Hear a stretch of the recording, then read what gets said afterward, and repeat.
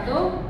Kami dari kelompok poliamida, perkenalkan nama saya Rama dengan NIM 1522020. Perkenalkan, nama saya Nisa Febriani dengan NIM 1522018. Di sini kami akan menjelaskan metode terapi impact test.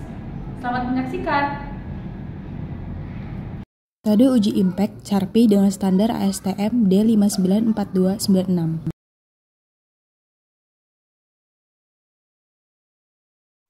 Di sini ada beberapa outline yang kita akan bahas di video. Yang pertama ada pendahuluan, kemudian ada conditioning, kemudian ada spesimen uji, mesin atau alat uji, perhitungan, dan terakhir ada jurnal pendukung yang membahas tentang ASTM D5942.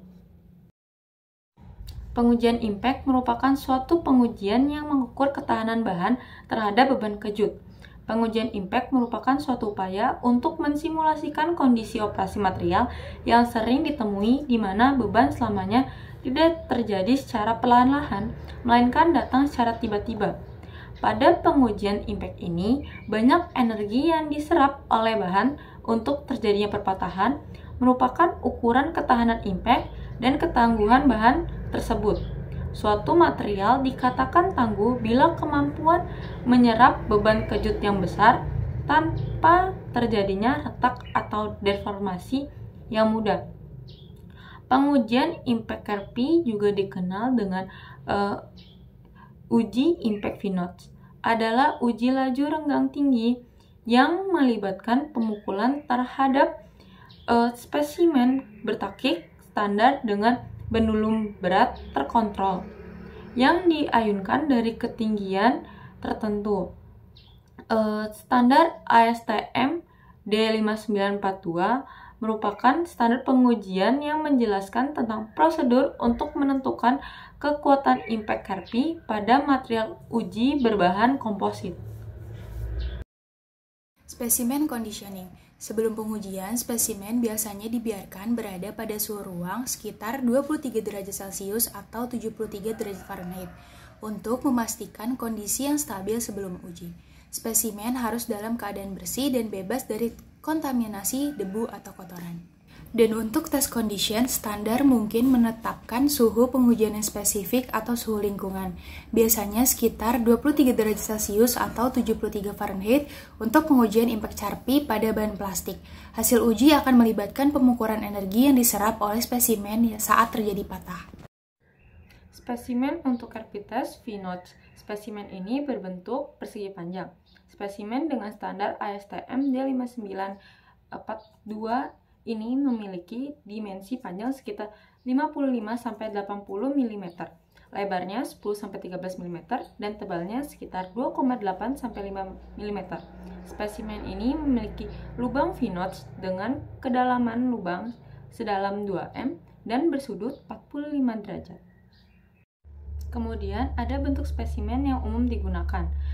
Ini berbentuk persegi panjang. Spesimen ini berstandar ASTM D5942 yang memiliki dimensi panjang sekitar 80 mm, lebar 10 mm, dan tebal sekitar 4 mm. Pendulum. Palu pendulum memastikan bahwa impact yang diberikan pada spesimen plastik adalah dalam jumlah energi yang diinginkan sesuai dengan standar. Ini sangat penting untuk mengukur energi yang diserap oleh spesimen secara akurat. Palu pendulum harus dalam kondisi yang baik dan dibersihkan sebelum digunakan. Pelakuan uji pada palu pendulum mungkin diperlukan untuk memastikan bahwa kondisi dan geometrinya sesuai dengan standar. Mesin uji impact CHARPY untuk bahan plastik memiliki beberapa perbedaan dalam desain dan persyaratan spesifik yang disesuaikan dengan karakteristik material yang diuji. Mesin ini sering kali memiliki fitur yang mengakomodasi spesimen plastik, memungkinkan pengujian yang akurat dan representatif terhadap kekuatan karakter bahan plastik. Mesin ini dilengkapi oleh 1. Palu pendulum. Mesin ini dilengkapi dengan palu pendulum yang diangkat ke ketinggian tertentu dan kemudian dilepaskan. Palu ini akan memberikan impact pada spesimen yang dipasang di posisi tertentu. Spesimen holder. Terdapat sistem penahan spesimen yang memungkinkan spesimen dipasang dengan benar untuk menerima impact dari palu pendulum. Dan yang terakhir, sistem pengukuran energi absorpsi. Mesin ini memiliki sistem pengukuran yang dapat mengukur energi yang diserap oleh spesimen selama impact. Pengukuran ini penting untuk mengevaluasi kekuatan impact bahan plastik yang diuji. Dan untuk langkah kerjanya adalah yang pertama, tempatkan spesimen plastik dengan aman pada spesimen holder atau penyangga yang disediakan oleh mesin uji impact Charpy. Yang kedua, atur mesin sesuai dengan parameter yang ditentukan dalam standar uji. Ini mencakup mengatur kecepatan palu pendulum dan mengatur tinggi dari mana palu dilepaskan. Kontrol suhu, sesuaikan suhu ruang atau suhu spesimen tergantung pada persyaratan standar dan jenis plastik yang diuji. Yang ketiga, aktifkan mesin untuk memulai uji impact. Palu pendulum yang akan diangkat ke ketinggian tertentu dan kemudian lepaskan, menyebabkan impact pada spesimen plastik. Untuk langkah keempat, sistem pengukuran yang terintegrasi pada mesin akan mengukur jumlah energi yang diserap oleh spesimen plastik selama terjadinya patahan. Hasil pengukuran ini memberikan indikasi tentang kekuatan dan kerutan plastik terhadap impact.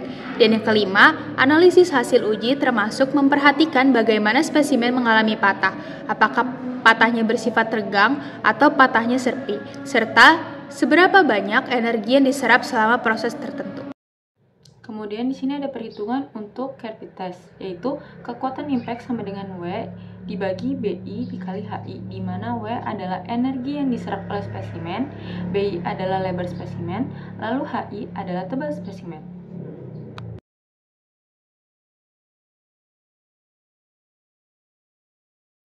Di sini ada jurnal pendukung yang menggunakan ASTM D5942 untuk pengujiannya.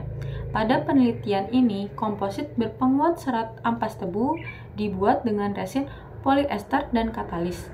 Serat tebu yang digunakan merupakan serat tebu yang diperoleh dari ampas tebu pabrik gula. Serat ampas tebu yang telah mendapatkan perlakuan perendaman dengan alkali dengan variasi waktu 1 jam, 2 jam, dan 3 jam. Sebagai variabel kontrol, fraksi volume yang digunakan yaitu resin dan katalis sekitar 65%, di mana 2%-nya adalah katalis, dan serat tebu sekitar 35%. Spesimen yang digunakan dengan standar pengujian impact ASTM D5942 serta larutan yang digunakan untuk perendaman yaitu larutan alkali NaOH 5%. Pembuatan setiap spesimen-spesimen dilakukan dengan metode hand layup. Hasil perbandingan tersebut menunjukkan bahwa waktu perendaman alkali dibatasi oleh lama waktu perendaman. Semakin lama perendaman dapat mengakibatkan rusaknya struktur serat yang mengandung selulosa. Selain itu, secara umum resin dengan penguat serat yang sudah melalui perendaman alkali mendapatkan nilai impact yang jauh lebih tinggi dibandingkan dengan spesimen tanpa menggunakan serat. Harga impact yang lebih besar untuk penelitian ini adalah serat tebu yang direndam selama 1 jam. Berikut ini adalah daftar pustaka yang kami gunakan. Sekian video penjelasan dari kami. Jangan lupa untuk like, komen, dan subscribe. Semoga video penjelasan kami dapat bermanfaat bagi kalian semua. Sampai jumpa di video berikutnya. Dadah!